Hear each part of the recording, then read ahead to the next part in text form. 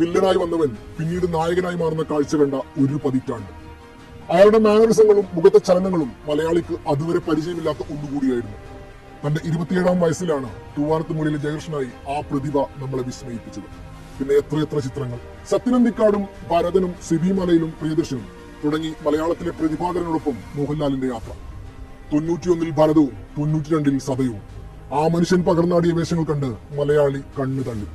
പക്ഷെ 93-ൽ ദേവാസുരത്തിലെത്തിയപ്പോൾ അതുവരെയുള്ള നായക സങ്കല്പങ്ങളെ അയാൾ പൊളിച്ചു പണിതു. പിന്നെ സ്ഫടികവും 6-ാം തമ്പുരാനും. അപ്പോഴേക്കും മോഹൻലാൽ നടൻ ആർക്കും എത്തിപ്പിടിക്കാനാവാത്ത ഉയരത്തിലെത്തിയിരുന്നു.